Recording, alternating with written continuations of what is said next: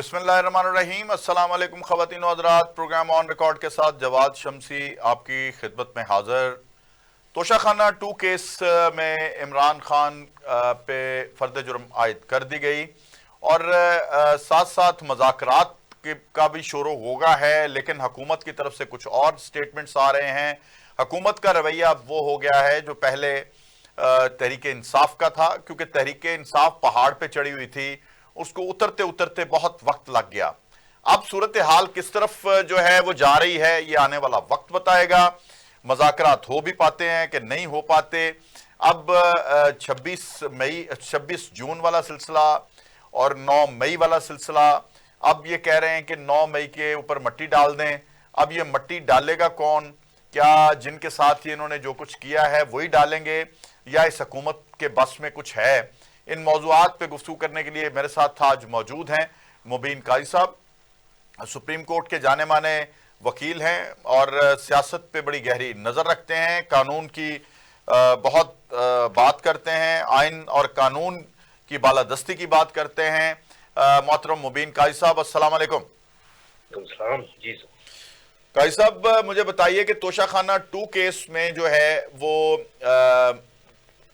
फर्द जुर्म आयद कर दी गई। बाकी मामलात में मैं बाद में आता हूं, तो मुझे बताइए कि क्या इसमें भी अब इमरान खान के ऊपर उसी तरह केस चलेगा और फिर जो है गवाहान पेश होंगे और फिर खान साहब को सजा होगी, या इसमें क्या चांसेस हैं?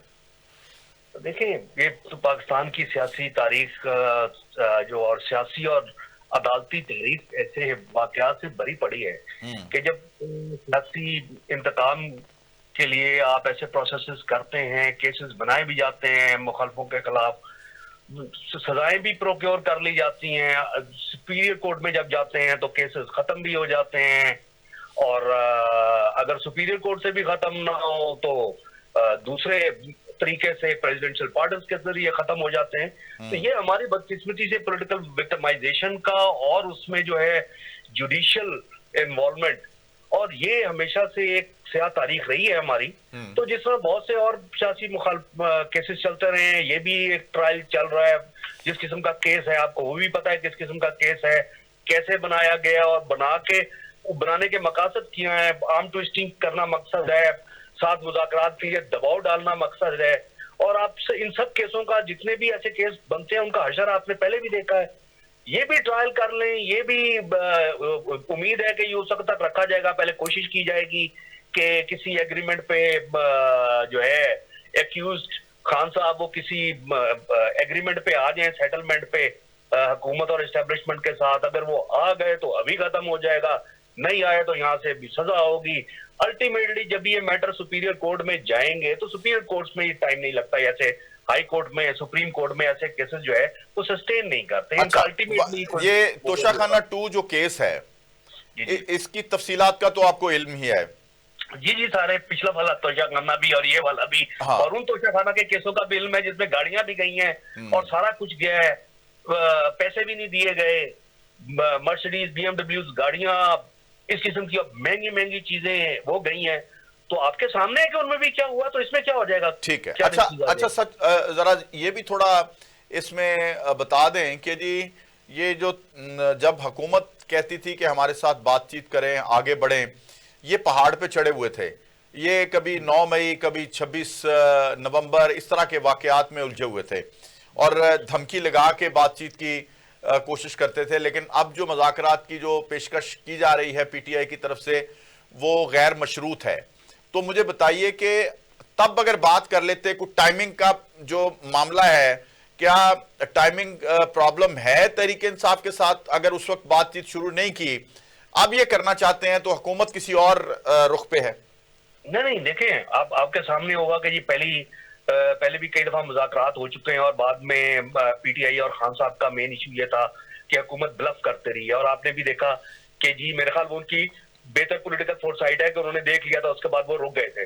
क्योंकि आपने देखा कि ये मुज़ाकरात में और इसमें एंगेजमेंट में डाल के मीन टाइम के अंदर बड़े खामोशी के साथ लॉयल्टीज चेंज करा के और आईनी तरामीम करा के, कवानीन चेंज करके, जुडिशियल जजेस अपनी मर्जी के अपॉइंटमेंट करके, यानी वो टाइम गेन करके सिर्फ ये कुछ किया गया था। तो उन्होंने दूसरे उन्होंने उसका फिर जब देखा एक दफा तो उन्होंने इनकार कर दिया। उसके बाद फिर हुकूमत इस वक्त जो है सिर्फ यही, अब ये कहना गलत है कि इस वक्त पीडीआई गैर मशरूत तौर पे करना चाह रही है मुज़ाकरात।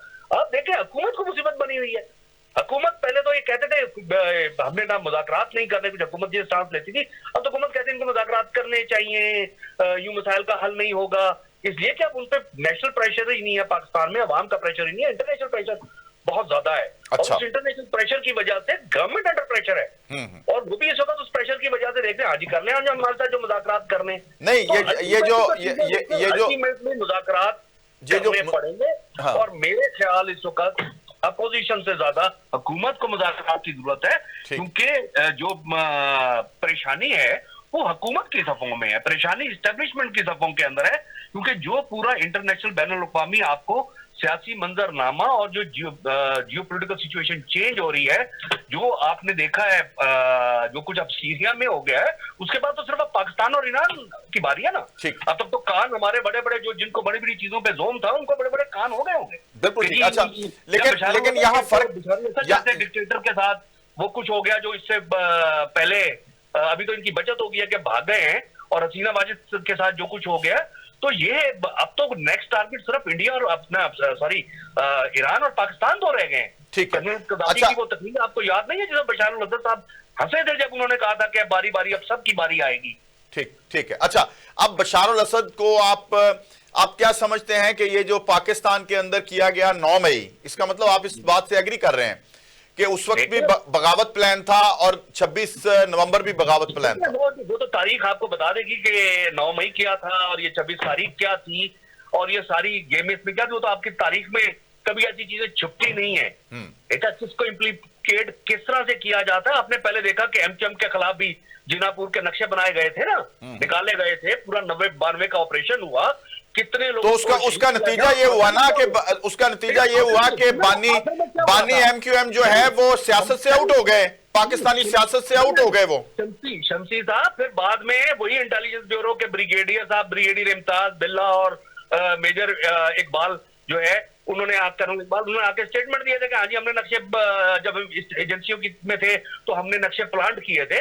तो उसका नतीजा क्या रहेगा? आज भी एमक्यूएम तो गवर्नमेंट में है ना। अगर वो बानी अल्ताफ हुसैन के साथ बैकग्राउंड पे बिहाइंड द सीन बातें भी हो रही हैं, सबके साथ हो रहे हैं। अब उनके ऊपर उस किस्म की उसी किस्म का पैटर्न सेट किया जा रहा है ना बानी अपना पीटीआई के साथ, जो एमक्यूएम के साथ किया गया था, उसी तरह का किया जा रहा है। तो हशर भी तो वही कुछ होगा। बशार अल-असद ने क्या कुछ नहीं किया, ये कुछ जो हसीना वाजिद ने क्या नहीं किया।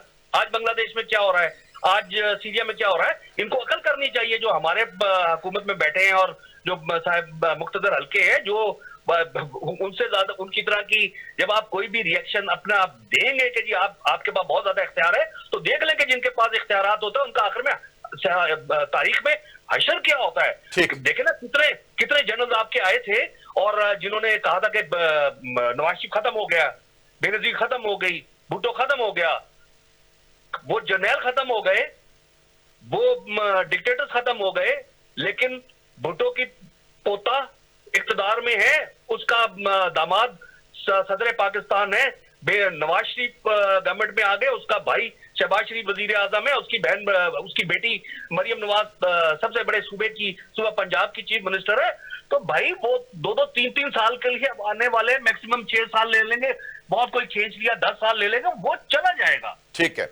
अच्छा, सियासी निजाम आवाम यहीं पर होगी, तो क्यों अपने आप को इबरत की मिसाल बनाना चाहते हैं? सबक ले, खुदा ना खास्ता हमारा सिचुएशन जो इस वक्त जिस तरह सीरिया में थी, हमारे भी यहाँ पर है। आपका कश्मीर पुरअमन था, आपका गिलगित बल्तिस्तान पुरअमन था, उधर तो कोई बलोचिस्तान जैसी सिचुएशन नहीं थी। आपने उनको भी उस नहर पे पहुंचा दिया, आज आप वहां भी नहीं घुस सकते, आज आप वजीरिस्तान में नहीं घुस सकते कई एरियाज के अंदर। तो आपने क्या कर लिया है? तो सर इसकी जिम्मेदारी आप किसके ऊपर डालते हैं? क्योंकि आपने देखा, आपने खुद कहा कि अल्टीमेटली तो सियासतदानों पे है ना, एक दूसरे के खिलाफ इस्तेमाल होते हैं। इमरान खान खुद कहता है, सुने जरा, इमरान खान खुद कहता है कि मैं इस्तेमाल हुआ नवाज शरीफ के खिलाफ। विद ड्यू रिस्पेक्ट अल्टीमेट जिम्मेदारी मुक्तदर हलकों की है। जो ये सारे सियासतदानों को अपनी मर्जी के सियासतदान लाते हैं, अपनी मर्जी से हुकूमत में बैठाते हैं, अपनी मर्जी से निकाल देते हैं, तो आप सियासतदानों को कैसे ब्लेम कर सकते हैं? सही। सियासतदानों को जब इख्तियार देते हैं, उनको फुल इख्तियार पावर नहीं देते। और जिस किस्म के जब सियासतदान जो इनके कंधों पर बैठ के आएंगे, वो हकीकी तौर पर उनको अवाम में वो रिस्पेक्ट नहीं होती और अल्टीमेटली उनकी छुट्टी हो जाती है। हमारे सियासतदानों को भी सोचना चाहिए कि वो क्यों इस्तेमाल होते हैं ऐसे। वो थोड़े से इख्तियार के लिए इस्तेमाल होते हैं, फिर दलीलो ख्वार होते हैं। ठीक है। अच्छा, नहीं तो सियासतदान आप समझते हैं कि जी अब चूंकि बानी पीटीआई खुद कह रहे हैं और बुशरा बेगम ने निजी महफिलों में कहा है कि हमें इस्तेमाल किया गया शरीफ फैमिली के खिलाफ, अब हमें उनके अगेंस्ट उनको ये साबित करना है कि अगर हम दोबारा इक्तदार में आते हैं तो हम वैसा उनके साथ सलूक नहीं करेंगे जो पहले किया था। तो वो कौन साबित करेगा उनको? देखिए, ये बदकिस्मती से हम ये उम्मीद ही रखते हैं, लेकिन हमारे सियासतदान इस म्यार पर पूरे नहीं उतरते। शरीफ फैमिली इस्तेमाल हुई थी पीपल्स पार्टी के खिलाफ, बेनजीर और जरदारी के खिलाफ, वो खुद इस्तेमाल हुए। तो मकाफात अमल में वो उनके खिलाफ दूसरे सियासतदान इस्तेमाल हो गए। कभी बेनजीर दोबारा से उनके खिलाफ इस्तेमाल हो गई, फिर नवाज शरीफ साहब उनके खिलाफ इस्तेमाल हो गए। अब नवाज शरीफ साहब और मुस्लिम लीग नून और पीपल्स पार्टी मिलके इमरान खान साहब के खिलाफ इस्तेमाल हो गई।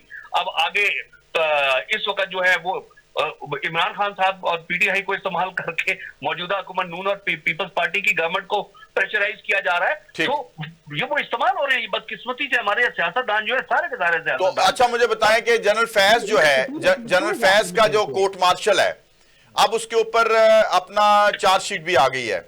अब सिचुएशन जो है वो 9 मई, उसमें जब मैं कभी आपके साथ डिस्कस करता था तो आप अक्सर मुझे प्रोग्राम में कहते थे कि ये मुमकिन नहीं है कि बानी पीटीआई के केस को रिलेट किया जाए। तो यहां तो ये साबित होने जा रहा है कि को अक्यूज जो हैं वो बानी पीटीआई हैं। भाईजान, अभी तो इतने अरसे के बाद मिलिट्री ट्रायल में तो कभी इतना टाइम लगता ही नहीं कोर्ट मार्शल में। ठीक है, ये इतना ज्यादा टाइम क्यों लगा इसमें अभी तक यहाँ तक पहुंचे? अभी भी सिर्फ इस स्टेज पर आए हैं। इस स्टेज पे लाके तो देखिए ना कि आगे होता क्या है। आगे क्या, अभी सिर्फ ये प्रेशर है, मेरे ख्याल में तो प्रेशर टैक्टिक्स के तौर पे किया जा रहा है कि जरा मैसेज देने के लिए, और वाउडा साहब को इस्तेमाल किया जा रहा है बयान देने के लिए कि जनाब ये क्या हो जाएगा।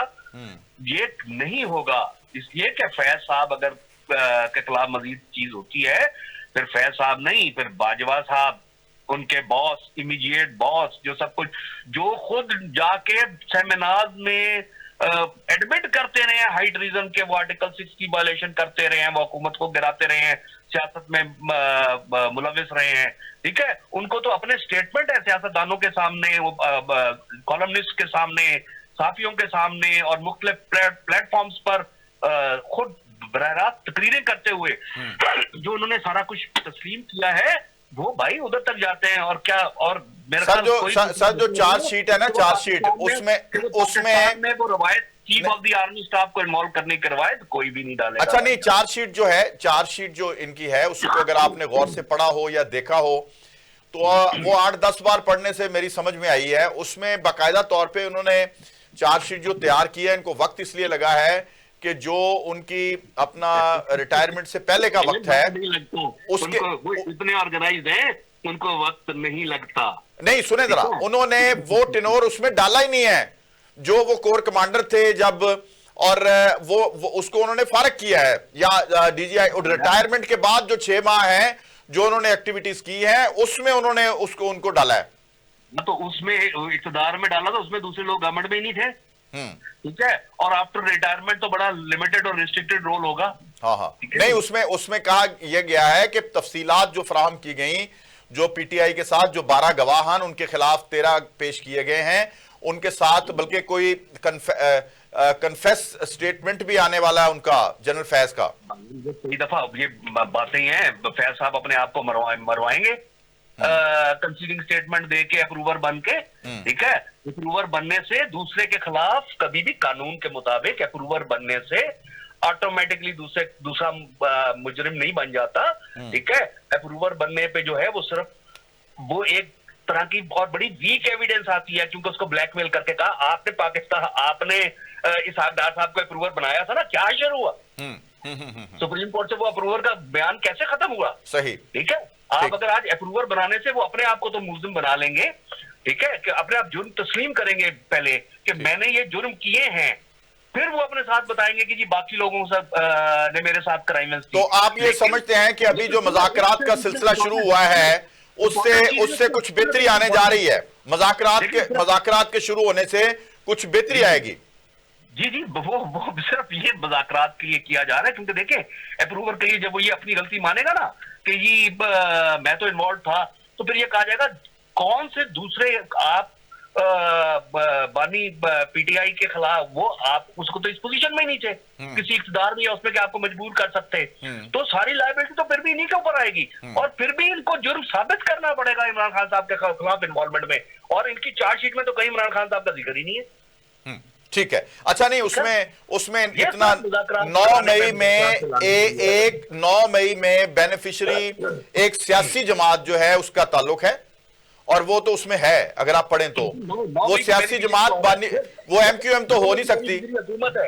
9 मई की बेनिफिशियरी हुकूमत है मेरे भाई। नहीं, वो सियासी जमात एमक्यूएम तो हो नहीं सकती भाईजान। सियासी जमात वो है जो इक़्तिदार में थी, बेनिफिशियरी वो ही है ना, क्योंकि उसकी आड़ में आपने सारा पीटीआई के चेयरमैन को भी अंदर कर दिया, अवाम को भी अंदर कर दिया, उनके वर्कर्स को भी अंदर कर दिया। सर वो निगरान गवर्नमेंट का दौर था, वो तो निगरान गवर्नमेंट का दौर था, वो किसके ऊपर आप इल्जाम लगाएंगे? निगरान हुकूमतों के ऊपर लगाएंगे?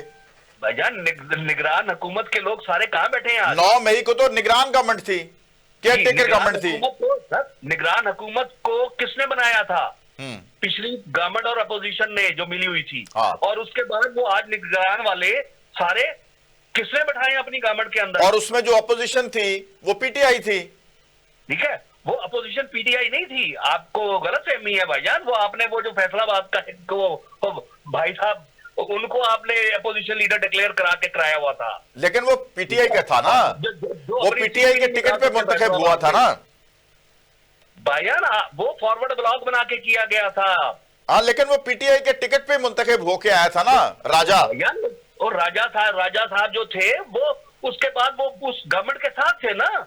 हाँ, ठीक है, गवर्नमेंट की सरपरस्ती, उस वक्त की गवर्नमेंट की सरपरस्ती में वो अपोजिशन लीडर बने थे। बिल्कुल ठीक है, बिल्कुल ठीक है। बहुत बहुत शुक्रिया जनाब काजी साहब, आपने अपनी मसरूफियत में से हमें वक्त दिया आज के प्रोग्राम के लिए, हम आपके शुक्रगुजार हैं। नाज़रीन, आपने देखा काजी साहब जो हैं उन्होंने अपनी राय से आप तक जो उनके सवालात के जवाब में उनकी राय पहुंची। फैसला तो आप करते हैं कि जी किस हद तक वो दुरुस्त फरमा रहे हैं। हम जा रहे हैं एक ब्रेक की तरफ, ब्रेक से वापस आते हैं तो प्रोग्राम को आगे बढ़ाएंगे। मेरे साथ रहिएगा।